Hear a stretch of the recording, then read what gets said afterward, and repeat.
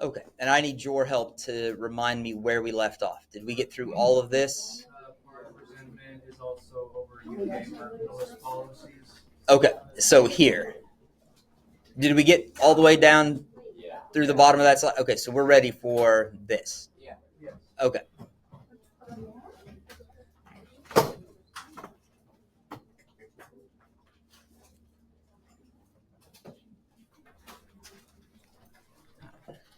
And to take one step back, remember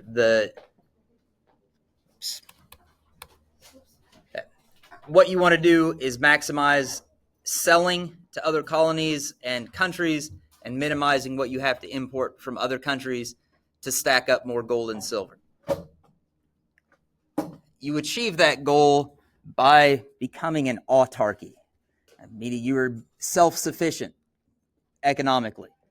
And in this case, it's specifically in terms of natural resources, raw materials. And you want those to be used by your domestic manufacturers.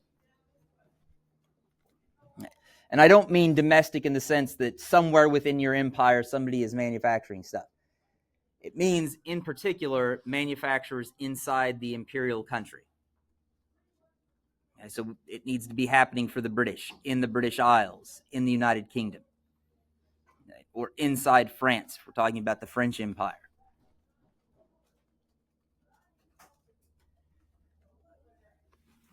Colonies are limited to supplying raw materials as much as you possibly can. If you are an imperial power, you limit countries to producing, or your colonies to producing raw materials. You want them to be a purchaser or a market for your manufactured goods.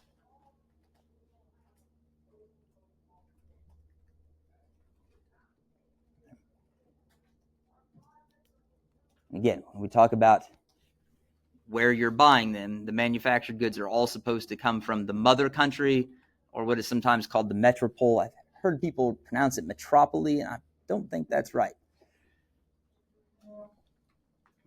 And that's kind of what's captured in this political cartoon. We have the mother country being served up by the colonies, raw materials and food. But they're also a source of gold and silver because they have to buy your manufactured stuff. And all trade is conducted in gold and to a lesser extent silver.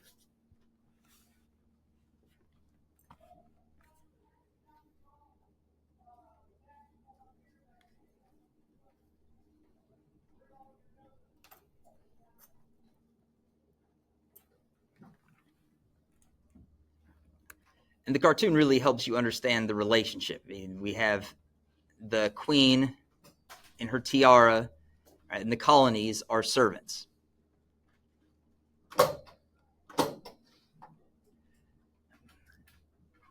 So distill it down into its basics.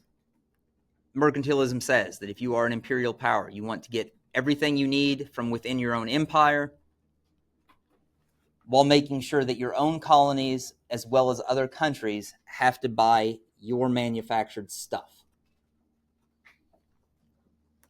This lets you keep your own gold and silver. Right? You don't have to spend it because you don't have to buy things from other people.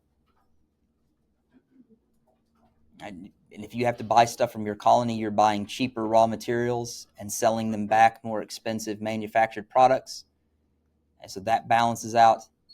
And it even does better than balancing out. If you are making sure that that your colonies and other countries have to buy your stuff, you're getting their gold and silver too. So your pile of gold and silver is growing like it's supposed to be.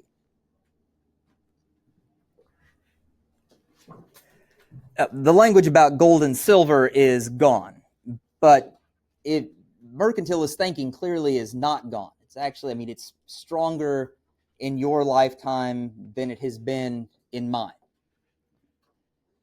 Right now, you can hear the leading politicians of both major parties using mercantilist language, wanting to make sure that Americans buy things that are manufactured in America, worries about being dependent on China for rare earth metals,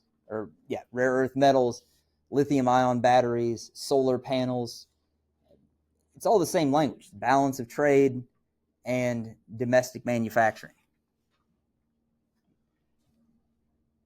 You can make of it what you will. I'm not making that as a judgmental statement. It's just they are speaking the language of mercantilism.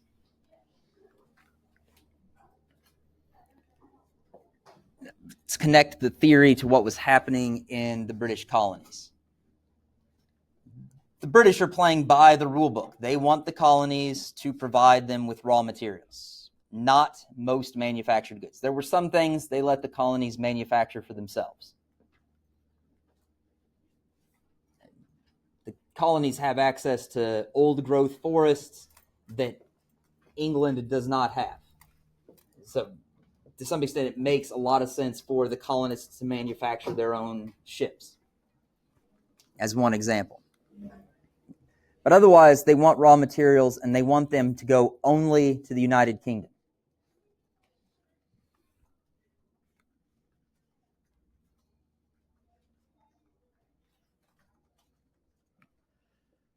We'll use indigo and cotton as an example. Indigo is a naturally derived blue pigment for dye. Then and now, it is very valuable. If any of you is wearing blue jeans, most likely, unless you bought really expensive blue jeans, they were dyed with something other than indigo. So the Brits want indigo. They also want cotton from the southern colonies. What they don't want is the southern colonies providing cotton to spinners and weavers in the United States who will make cloth and then dye it with indigo to create a finished product. No, the Brits want the cotton to go to Britain, they want the indigo to go to Britain, and then they will sell the colonists back much more valuable finished dyed cloth. To do that, because by itself, that makes no sense to do, especially in an age where everything travels across oceans and everything travels by sail. So it's really slow and really expensive. To make this happen, the British government had to impose restrictions on the colonies in terms of what and how they could import, what and how they could export,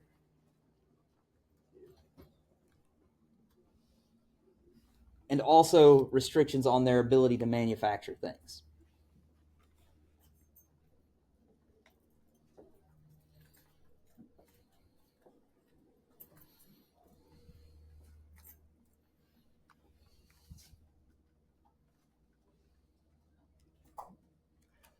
I heard a gasp. I'm guessing somebody wasn't quite finished. That's okay. You guys have the luxury of time. You and Fourth Hour are ahead, although Fourth Hour lost some time because of the surprise Fourth Hour announcements today. Whereas Second Hour got a bit of a break because I was waiting and waiting and waiting for the announcements that, like Guffman, never came.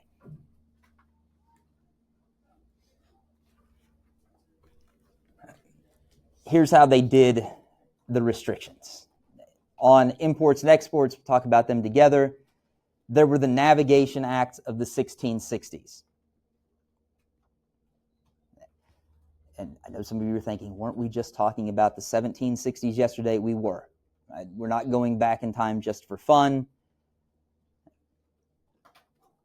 But in the 1660s, the Navigation Acts were passed, and they said if you were not an English ship, you could not trade with the colonies. And I know it can get a little confusing. Sometimes I'm talking about the UK, sometimes I'm talking about the Brits. Right now I'm talking about the English. In 1660, there was no Great Britain, there was no United Kingdom. It was just the English. The Welsh are there too, but the English don't talk about the Welsh. Actually, the English are still trying to figure out how to talk to the Welsh.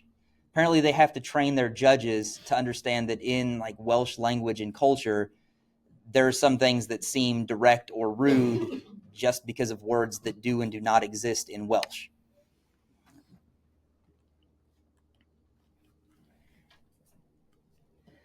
And colonial ships, because as I said, they were allowed to make their own ships, they could only trade with Britain.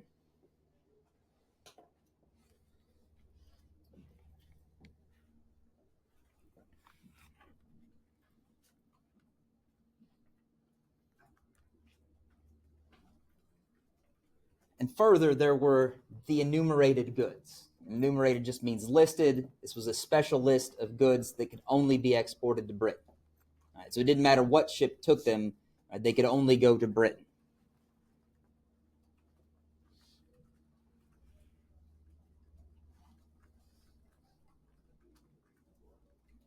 So for some of these high priority goods, there was kind of a silver lining for the colonists. The British would sometimes pay bounties on these really high demand goods. So if you did produce them, sometimes you could get a bonus.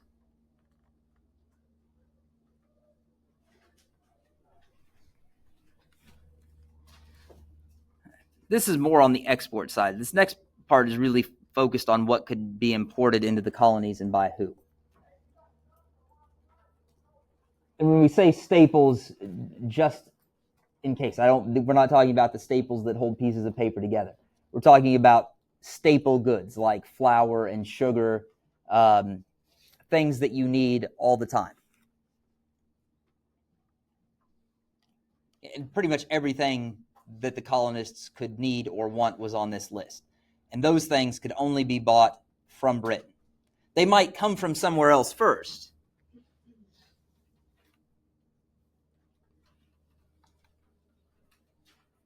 But it had to get to the colonies through Britain.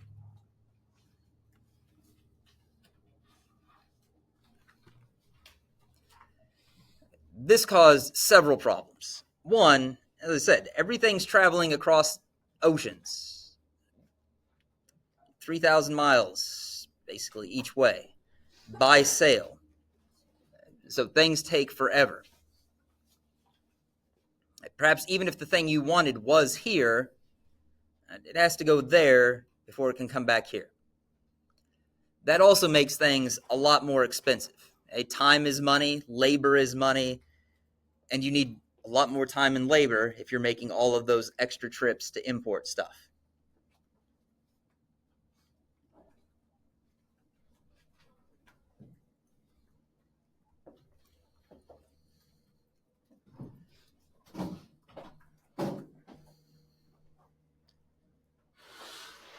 And naturally, the colonists are not happy about this.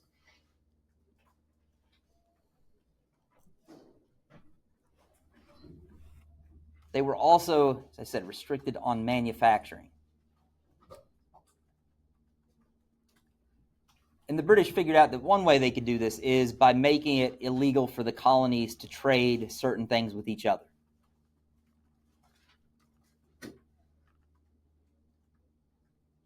So if you're wondering, well, why didn't the southern colonies just sell cotton to another colony that could get indigo and then create their own spinning and weaving industry? Well, they weren't allowed to trade with each other. And that was the point. You're trying to prevent the collecting of different materials together so that you could manufacture a finished product.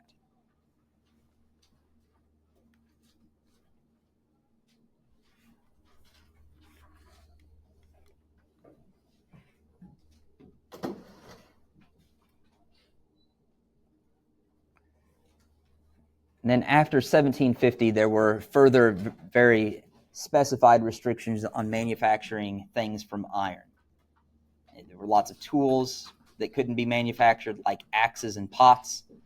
And I know for most of you, an axe is not something like I can do without an axe. If Americans today have any interaction with an axe, they're probably not out chopping firewood. They probably belong to one of those axe throwing leagues. There's nothing wrong with that, but you don't get cold in the wintertime if you don't have an axe, if the only thing you use it for is an axe throwing league.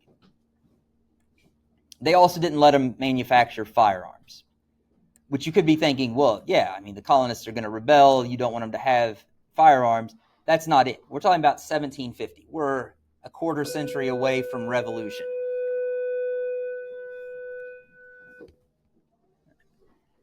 All right, what we're not far away from is the French and Indian War, which for that you would think that you would want the colonists to be able to manufacture their own weapons to fight against the French.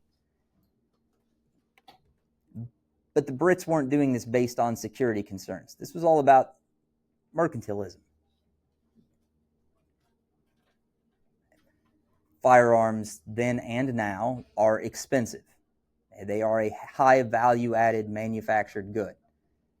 And in this time period, it's not just that you want the colonists to buy expensive things from the mother country.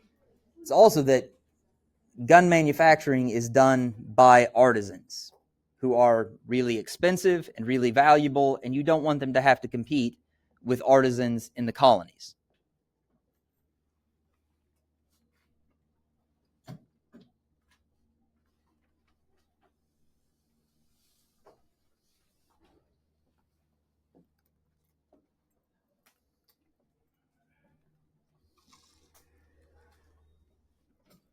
We need to put everything together, because otherwise all I did was give you a history lesson on mercantilist policy, and so far I've only been able to tell you that the colonists were mostly annoyed by it. Sometimes they could make a bounty. What's the big deal? One, we do need to be clear. Colonists disliked mercantilist policies. You can go back and find all kinds of notable colonists saying pithy and clever things about how much they hate mercantilist policies.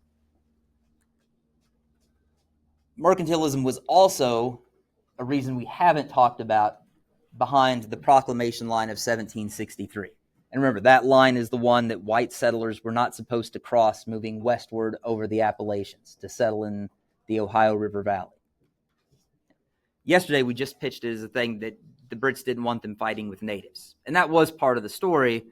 But the mercantilist reason was that the Brits were afraid that if the colonists were able to get to the Ohio River Valley, where there was some really good farmland, they would become commercial farmers, and they wouldn't need the British anymore. They'd be able to kind of sever their ties with the British economy. And they didn't want that. You want to keep your colonies dependent.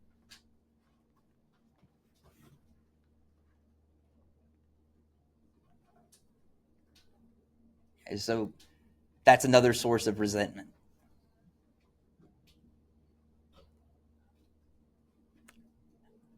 But it is, of course, taxes that we come back to over and over again in this story. We know the colonists don't like the taxes. One of the things that makes those taxes especially irksome is that the colonists had to buy those because of the restrictions on imports. They had to buy those from the United Kingdom.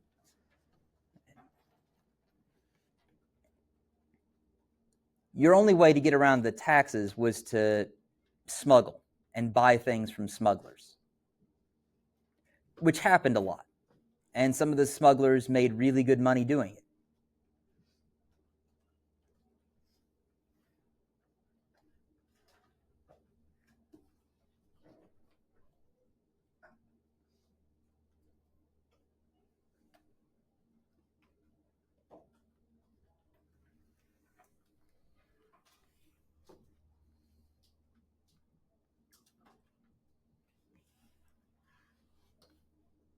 Now, in the words of Monty Python, for something completely different, religion. Which means pretty quickly we're going to be talking about the Great Awakening. We need a little bit more background. Some of this will just be a reminder. So the first thing to remember is that lots of people who came to the colonies for religious reasons. Notable groups. And we could also include the French Huguenots that came here to escape persecution in France. But the ones we probably know about, I know you guys know about the Pilgrims in Massachusetts. You've always been taught that they came here to escape religious persecution in England, which is not quite right. They were persecuted in England. They had already kind of cut a deal to leave England and live in the Netherlands, where they actually had religious freedom. The problem was the Pilgrims were afraid that especially their young people, were going to be corrupted by the Dutch. So they wanted to come to North America, not to escape England, but to escape, apparently, those Dutch people and all of their bad influences on the Pilgrims. What exactly those were, I don't know.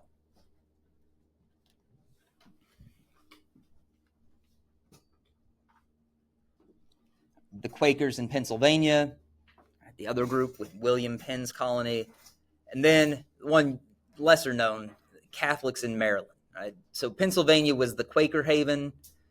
Catholics were supposed to find their haven in Maryland. Maryland was a proprietary colony.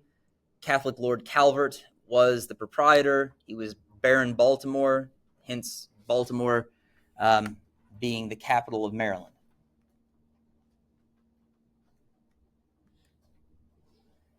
And there was also, at least within Christian denominations, a lot of diversity. I mean, you have groups like the Pilgrims, you have the Quakers, you have Lutherans, and there was also tolerance for Jewish communities. And Jewish communities were always persecuted in Europe.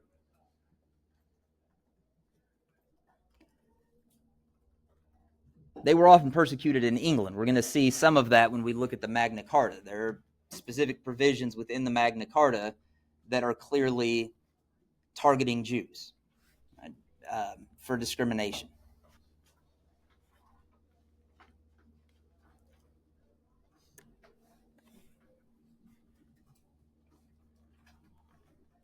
But the event that's closest to what we were talking about is the Great Awakening you read about. It wasn't the first religious revival in the colonies, but it's the most important one for us. It gets going in the 1740s in the northern colonies. And this is evangelical in the sense that Americans use the word evangelical. If you go to Europe, you will see Lutheran churches labeled as evangelical churches. It means something different over there than it means here. Because over here, Lutherans are what in your reading would have been called one of the old light churches and would now be referred to as a mainline Protestant church, not evangelical.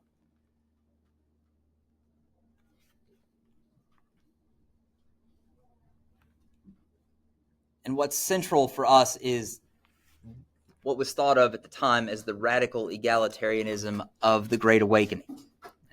We always have to keep this qualifier in mind. We were talking about radical for the time period.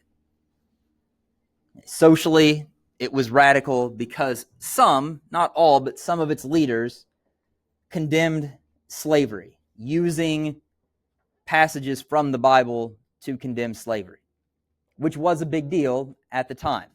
At the time, slavery was just accepted. Even a lot of Enlightenment thinkers were openly racist. And if they didn't rationalize slavery, they at least accepted it. It was also egalitarian because it included people who were poor and uneducated, right? Illiterate people. And it took it a step farther too, not just by including the poor, but openly criticizing the rich. For example, criticizing them for spending so much money on fancy clothes, right? And trying to impress people with their wealth.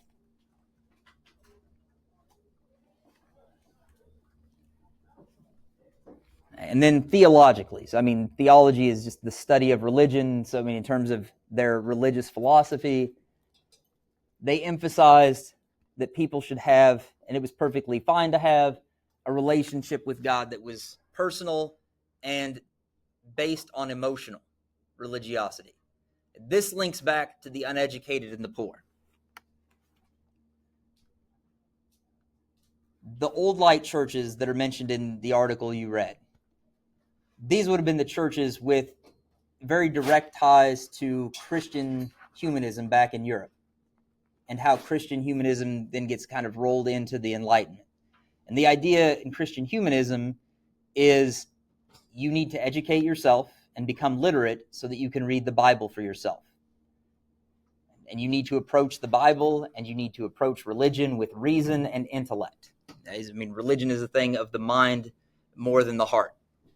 Well, if you're poor and uneducated, you can't read the Bible for yourself because you're illiterate. And so you're cut off from practicing Christianity the way the old light churches are telling you you're supposed to. And then come along the evangelicals of the Great Awakening. They said, look, that's not what matters. Having strong emotional feelings and a strong emotional connection to God is what matters most. And they could do that. without needing to be literate.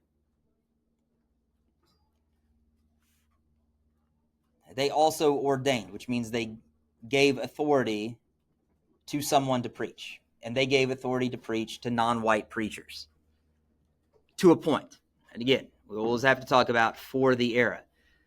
They did ordain Native Americans. Yes. Yeah, if you'll make your pass, please. They did ordain Native Americans and they ordained African slaves to preach, but only to preach to people like them. They were not ordaining Native American pastors to go preach to white crowds. And they also allowed women to preach. And that may have been the more radical thing. I mean, that within Christian denominations in the United States, whether women can or can't, well, not in terms of ability, whether women are allowed to preach or not allowed to preach is still a subject of debate. And maybe they can teach Sunday school to little kids, boys and girls, but not to grown men. I mean, they cite people that are opposed to women preaching, cite Timothy 2:12, where it's written that I do not permit a woman to teach, and especially not to teach men. Okay, so that was a radical thing for the time. It's still not a settled issue now. Out of that, we get new denominations as well.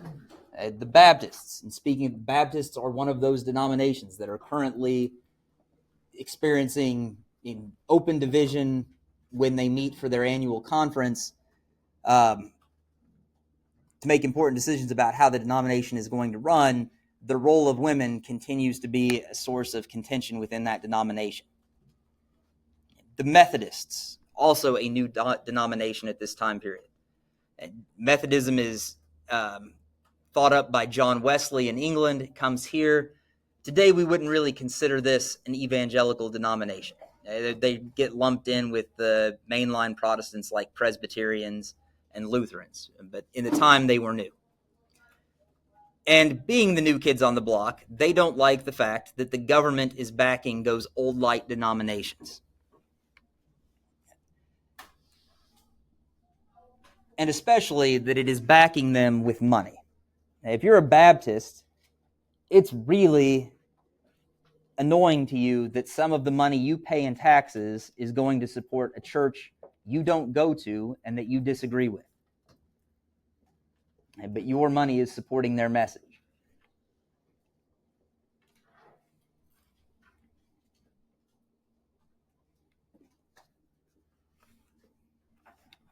Now, the upshot, because we have to connect this to American government.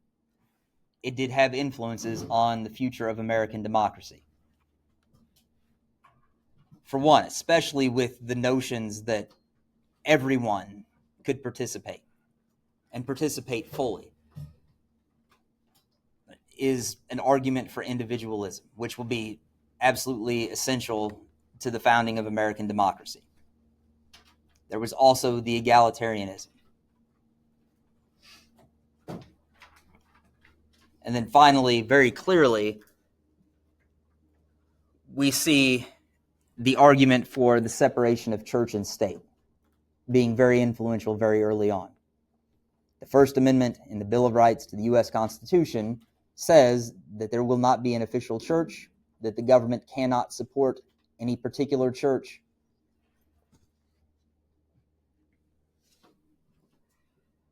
And so this, and also individualism, will be the influences we see the strongest from the very beginning. Obviously, egalitarianism, in the sense that we would think of it, is slower to develop. Because at the founding, only white male property owners could vote. Women had few legal rights. And of course, African slaves were not even treated as people. They were treated as property that you could buy and sell with a sheet of paper like a title to a car. That marks the end of the notes that are fair game for tomorrow's quiz. Now, we're going to keep going, but everything forward is you don't need to worry about for tomorrow.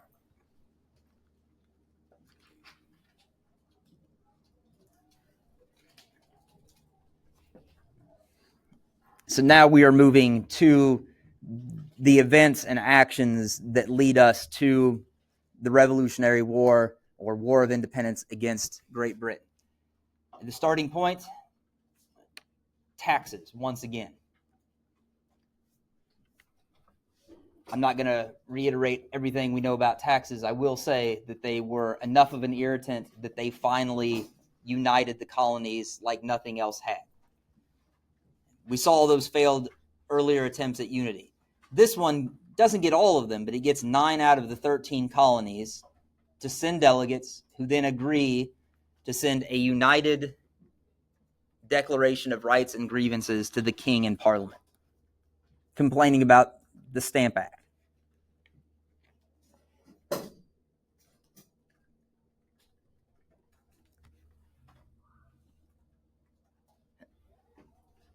More at the local level, we also see protests and boycotts, which the language of the day rather than boycott was non-importation.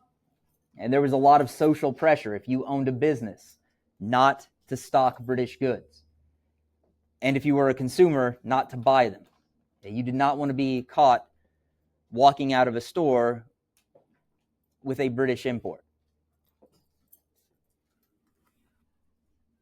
Even as hard as it was to avoid British imports. We'll focus mostly on the protests, though, because they are really a central part to this story. They sometimes devolved into violent mobs. The most famous instance of this is the Boston Massacre.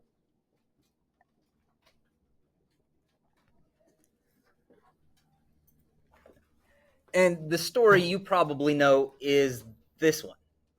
This is the picture that is always used. You have British soldiers in a line, organized. There's a guy at the back telling them when to fire in unison, and then there's a crowd of colonists being mown down by gunfire.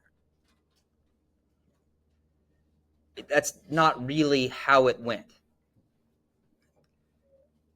The mob starts off by surrounding a lone British soldier, Private White. So he's a private, which means he's the lowest rank you can have. He's young. I mean, probably think of him today as just a kid. And they surround him. They yell at him. They throw things at him. 7 of his fellow soldiers kind of break through the crowd to try to get him and extract him from the mob. But the mob just continues throwing things at them and yelling at them. And they also refuse to let the soldiers leave.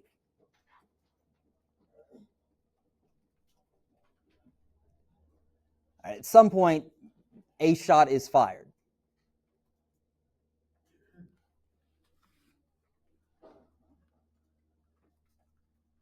And then the soldiers fire into the mob. And it's not a kind of thing where all of the soldiers were already, pointing their guns, ready to shoot, and it's just a trigger-happy reaction that just all unfolds too fast. I think there is a pause. We don't know who fired the shot. But once the soldiers fire into the crowd, 5 people are killed. I mean, the soldiers are kind of surprised at what has happened. They stand there stunned for a minute looking at the people they've shot.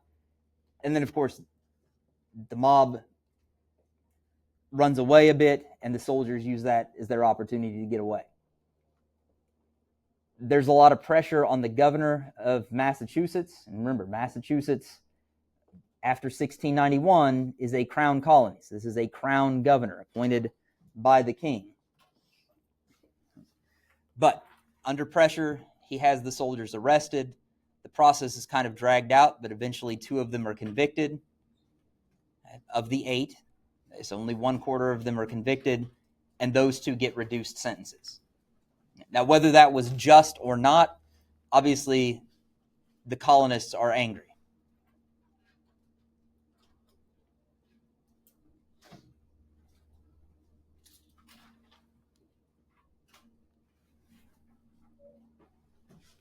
Now, I'm not telling you the fact that the story you got when you were a kid learning about this in elementary or middle school was some kind of conspiracy. I don't want you guys all going to tune into Alex Jones or something because you think I'm sending you down that rabbit hole. That's not the point. But you guys are old enough to understand the nuance of the event in ways that like a 7-year-old isn't going to get.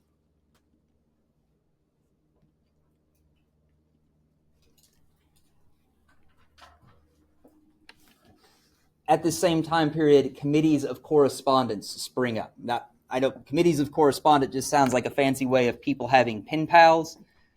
It's not that. I mean, they are corresponding, and you have to correspond by letters in this time period, but they're not pen pal clubs. It's organized resistance against the British. People passing information, what the British are doing, how to fight back. And it is started by the famous patriot Samuel Adams.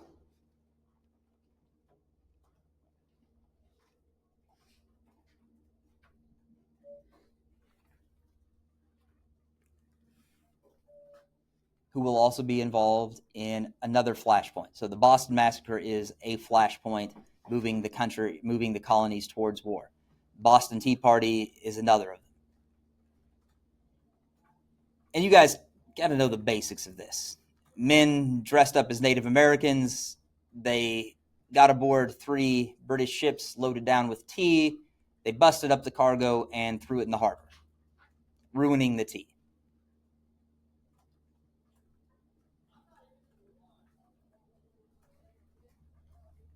And the way it was taught to you the first time was that this was an anti-tax protest. And colonists certainly were angry about the tax on tea. But it also wasn't those colonists who were leading the Boston Tea Party. The real culprits of the Boston Tea Party were smugglers. And some of them were famous. John Hancock, famous signer of the Declaration of Independence. Still to this day, when somebody asks you for a signature, they might ask for your John Hancock.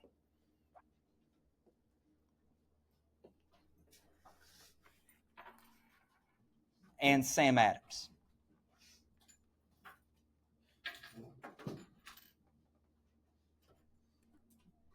And they're angry for a different reason. There have been some new British policies, the details of which we don't care about. The point is they made legal tea cheaper than black market tea. Previously, black market tea was cheaper, which to students sounds weird because you would think, because I mean, when we talk about black market stuff in the United States, often it would be like illegal drugs, and they are expensive because they are black market. You have to think about this differently. You need to think about this like cigarettes in Canada. The legal cigarettes, just like the legal tea in this time period, were typically more expensive because of taxes. Canadian taxes on tobacco are sky high. People smuggle cigarettes into Canada because Canadians want to buy them cheaper than they can get them at the store. And as a smuggler, you can sell them at that lower than Canadian price while still making a huge profit over what you paid in the United States. So the same thing here, right? The legal tea is more expensive because it was taxed, and historically the black market tea was cheaper because it was not. Now, before anybody thinks I'm going to run cigarettes into Canada, don't. I think I've crossed into Canada 3 times in my life. Once when I was a little kid, there was no big deal. Several years later, like everybody got stopped and every vehicle got searched, right? Even big RVs, like open them up, pull everything out. And I assumed at the time that they were looking for like hard drugs. That is probably not what they were looking for. What they were looking for was cigarettes. The trick is, get your thing of hard drugs, then you hide the cigarettes inside of that. And there you go. And they're like, oh, that's fine. You've got 5 kilos of black tar heroin? Come on through, man. Come on through. I see what you're doing there. Of course, this is all being recorded. So if you're you better find somebody else to do the actual running now, because you are on Justin Trudeau's radar. He has got your number. He's going to be looking for you. All right. Now, all of a sudden, the legal tea is cheaper than the black market tea. The smugglers are finding out that their profits are getting cut. Nobody wants to pay black market prices when you can buy the legal stuff cheaper.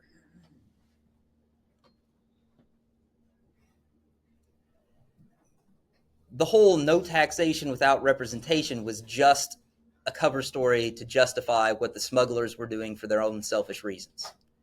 And if this, like my description of the Boston Massacre, makes you think yet again, and I'm just trying to be subversive, if you go to the website for the Boston Tea Party Historical Society, they will tell you the exact same thing.